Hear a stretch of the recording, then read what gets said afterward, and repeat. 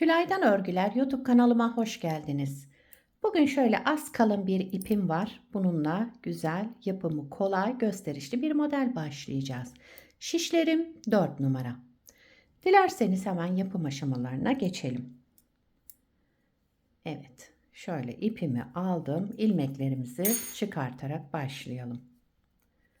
Şu şekilde birinci ilmeğimi aldım. Bu model için ilmek sayısı 4 ve 4'ün katları artı 3. Şöyle bakın, her model 4 ilmekten oluşuyor.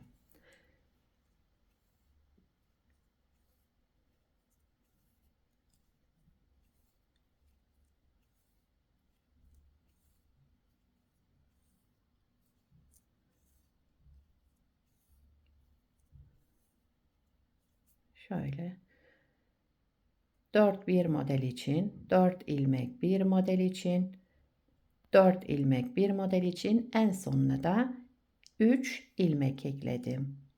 Daha sonra örgümü çevirdim. Bir sıra ters örüyorum. Ön yüzüne geçmek için şöyle bir zemin hazırlayacağım. Bir sıra ters ördükten sonra modelimizi kurmaya başlayabiliriz.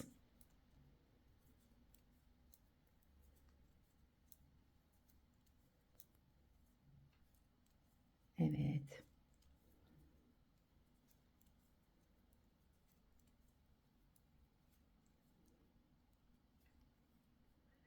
Kenar ilmeğimi de düz örüyorum.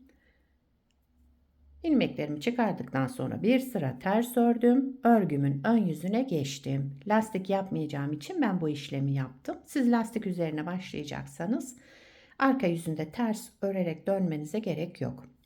Şimdi birinci sıra ön yüzündeyim. Modelimiz 8 sıradan oluşuyor. Birinci sıra ön yüzünde kenar ilmeğinden sonra bir ters ilmek, 3 düz ilmek. 3 düz ilmek, bir ters ilmek, 3 düz ilmek.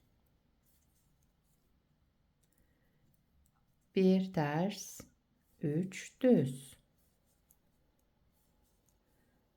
Sıra sonunda bir ters, daha sonra kenar ilmeğimi düz ördüm. Birinci sıramızı tamamladık. İkinci sıra arka yüzündeyim.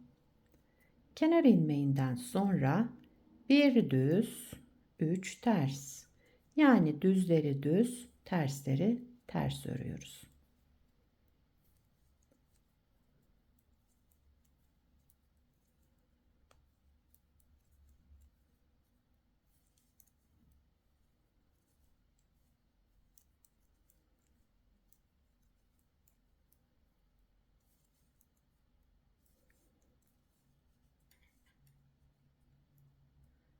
Üçüncü sıra ön yüzündeyim. Kenar ilmeğinden sonra bir ters, 3 düz. Tersleri ters, düzleri düz olarak örelim.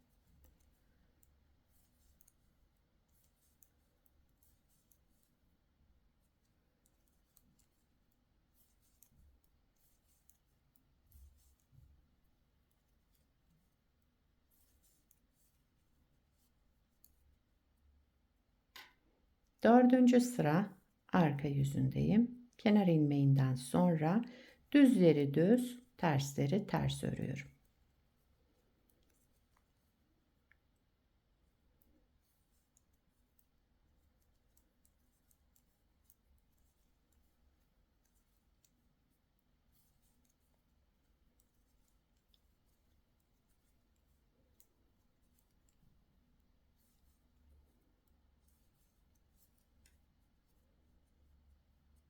Evet, 4 sırayı tamamladım. Şimdi 5. sıra ön yüzündeyim. Kenar ilmeğimi örmeden aldım. Daha sonraki ilmeğimi ters olarak ördüm. Geldim buradaki bakın 3 düze.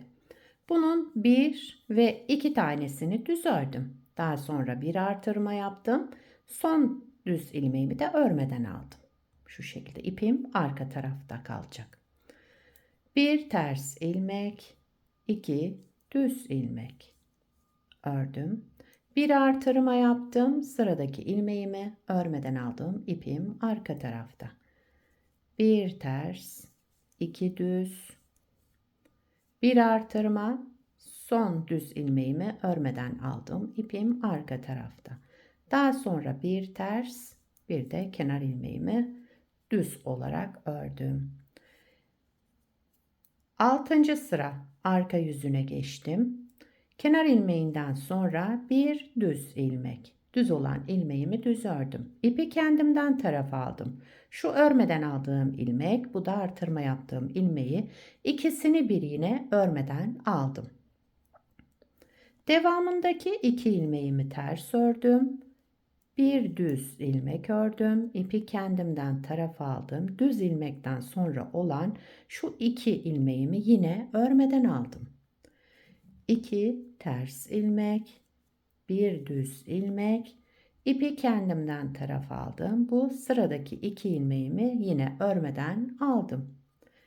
2 ters ilmek, bir düz ilmek. Daha sonra kenar ilmeğimi de düz ördüm. Sıramı tamamladım.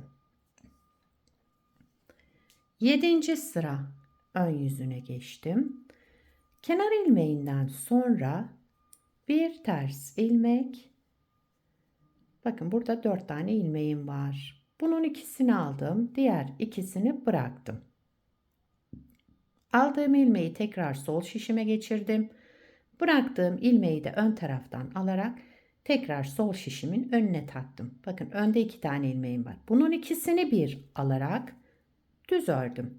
Burada tek ilmek çıkardım. Devamındaki 2 ilmeği de tek tek düz ördüm. Toplamda yine 3 düz ilmek ördüm. 3 düzümüz oluştu yani.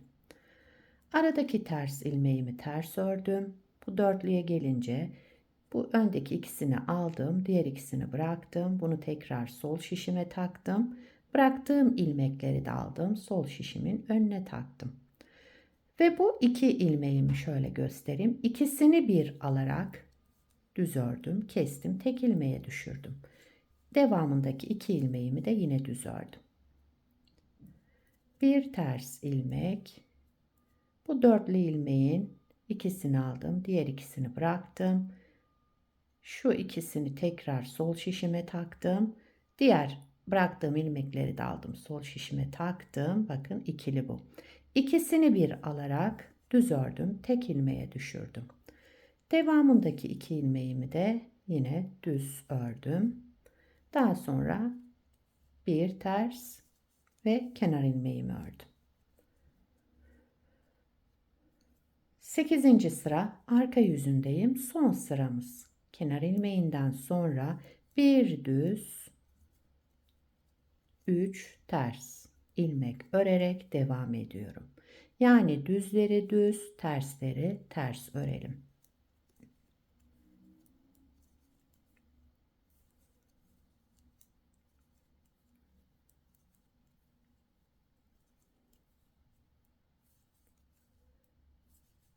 Evet, kenar ilmeğimi de düz ördüm. Sıramı tamamladım. Modeli bir kez kurduk bu şekilde. Modeli bir kez daha kuracak olursak burada birinci sırada ne yaptıysam aynısını yaparak devam ediyoruz. Şöyle. Yani bir ters 3 düz, bir ters 3 düz örerek birinci sırayı tamamlıyoruz. İkinci sırada yine ilmekleri olduğu gibi, üçüncü sıra yine olduğu gibi, yani düzleri düz, tersleri ters. 4 sırayı o şekilde tamamladıktan sonra şurada yaptığımız işlemi yapıyoruz. Burada. 8 sırayı öyle tamamlıyoruz. Anlaşılmayan yer olduysa videoyu tekrar baştan izleyebilirsiniz. Bir parçada daha önce yaptım. Bakın bunu da lastiksiz yaptım. Direkt başladım. İlmekleri çıkardıktan sonra ön yüzüne geçtim ve modeli kurmaya başladım. Model böyle devam ediyor. Bakın gayet güzel. Lastik görüntüsü olan bir model. Modelde açılma, esneme olmuyor. İlmeklerinizi ona göre alın. Şöyle lastiksiz başladım. İsterseniz farklı lastikler üzerine de yapabilirsiniz. Modelin arka yüzü de şöyle. Yakadan başlama örgülerinizde de kullanabilirsiniz. Yetişkin örgülerinde, çocuk örgülerinde her türlü örgüde kullanabileceğiniz güzel ve kolay modellerden. Örgüye yeni başlayanlar da kolaylıkla yapabilirler bu modeli.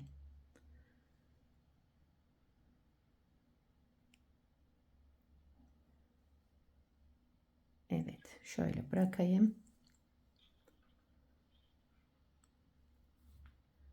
Yapacak olanlara kolay gelsin. Bir sonraki videoda görüşmek üzere. Hoşça kalın.